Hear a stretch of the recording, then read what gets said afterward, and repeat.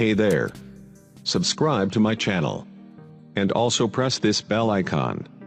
So you never miss any new updates, cause whenever we upload new video you will get a notification on your phone. अस्सलामुअलैकुम दोस्तों, एक शख्स नाई की दुकान पर बाल और दाढ़ी बनवाने के लिए गया।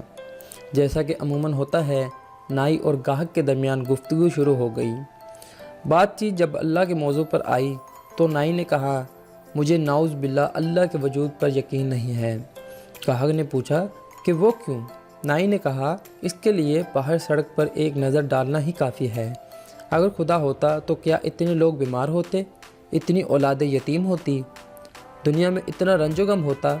मुझे यकीन है कि अगर रहीम व करीम अल्लाह का वजूद होता तो वह हरगिज़ इसकी इजाज़त नहीं देता कि दुनिया इतने मसाइल से भरी पड़ी हो। गाहक ने कुछ देर सोचा, लेकिन उससे कोई जवाब ना बन पाया। वैसे भी वो बहस करने के मूड में नहीं था। नाई ने उसके बाल और दाढ़ी बनाए और वो पैसे देकर दुकान से बाहर निकल आया। उसी वक्त उसके सामने से एक शख्स गुजरा जिसके बाल और दाढ़ी लंबे और बेतरतीब थे और लग रहा था कि बहुत अरसा वो नहाया भी नहीं है। गाहक वापस दुकान पर दाखिल हुआ और नाई से कहने लगा, जानते हो क्या, मेरा ख्याल है दुनिया में नाइयों का भी कोई वजूद नहीं है। नाई ने कहा, कैसी बात कर रहे हो? मैं नाई हूँ और तुम्हारे सामने मौजूद हूँ। अभी अभी तुम्हारी दाढ़ी और बालों की हजामत की है। गाहक ने कहा, कोई वजूद नहीं है नाइयों का। अगर होता तो ऐसे लोग हरगिज़ नज़र नहीं आते जैसे मैंने अभी अभी तुम्हारी दुकान के सामने से गुज़रते देखा है, लंबे और उलझे बालों और दाढ़ी के साथ। इस पर नाई ने कहा, नहीं जनाब, नाई तो मौजूद हैं। अब अगर ऐसे लोग हमारे पास ही ना आएँ तो हम क्या कर सकते हैं?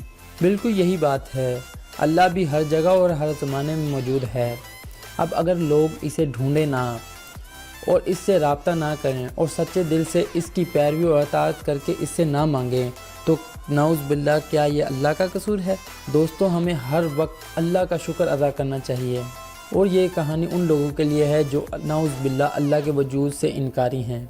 दोस्तों, मज़ीद अच्छी वीडियोज़ के लिए हमारे चैनल को सब्सक्राइब करें, वीडियो को लाइक करें, शेयर करें, कमेंट करें।